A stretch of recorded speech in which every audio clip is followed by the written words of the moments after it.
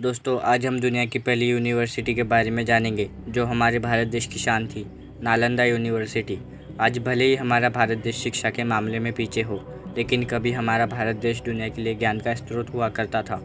आज कई सारे छात्रों को बस एक अध्यापक पढ़ाता है।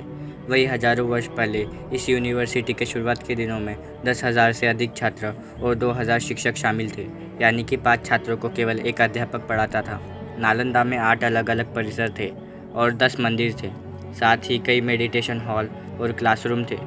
यहाँ एक लाइब्रेरी भी थी जिसकी ऊंचाई करीबन 9 मंजिला इमारत इतनी थी, जिसमें 90 लाख पांडुलिपियों के साथ लाखों किताबें रखी हुई थी।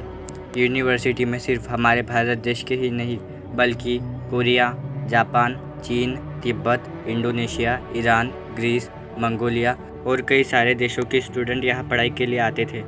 और सबसे हैरान करने वाली बात यह थी कि उस दौर में यहाँ literature, astrology, psychology, law, astronomy, science, warfare, इतिहास, मैथ्स, आर्किटेक्ट, इकोनॉमी और कई सारे विषय पढ़ाए जाते थे।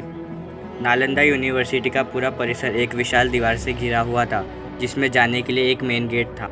उत्तर से दक्षिण की ओर मठों की कतारें थी। यूनिवर्सिटी के बीच में 7 बड़े क्लासरूम थे और इसके अलावा 300 कमरे भी थे जिसमें लेक्चर पढ़ाया जाता था। मठ एक से अधिक मंजिल के होते थे। प्रत्येक मठ के आंगन में एक कुआं बना था। 8 विशाल भवन, 10 मंदिर, अनेक प्रार्थना घर और अध्ययन कक्ष के अलावा इस परिसर में सुंदर बगीचे और झीलें भी थी। इस यूनिवर्सिटी में विदेश से पढ़ने वाले छात्रों के लिए हॉस्टल भी बनाए गए थे।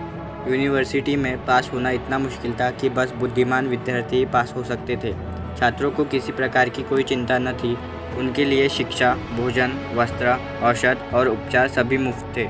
राज्य की ओर से विश्वविद्यालय को 200 गांव दान में मिले थे, जिससे प्राप्त आय और अनाज से नालंदा यूनिवर्सिटी का खर्चा चलता था। लगभग 800 साल तक बने रहने के बाद इस विद्यालय को आदमखोरों की नज़र लग गई। 1193 में नालंदा विद्यालय को बख्तियार खिलजी के कहने पर तुर्क मुसलमान आक्रमणकारियों ने बर्बाद कर दिया। फारसी इतिहासकार मिन्हाज ए सिराज ने अपनी किताब तबक़त ए नासिर में लिखा है कि यूनिवर्सिटी को बर्बाद करते वक्त 1000 भिक्षुओं को जिंदा जला दिया गया और 1000 भिक्षुओं को सर कलम कर दिए गए। पुस्तकालय को जला दिया गया।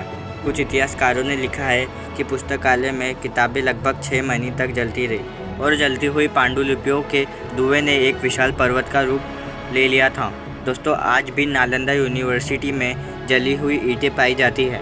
दोस्तों अगर आपको वीडियो अच्छी लगी तो लाइक करें, चैनल को सब्सक्राइब करें और कमेंट करना ना भूलें।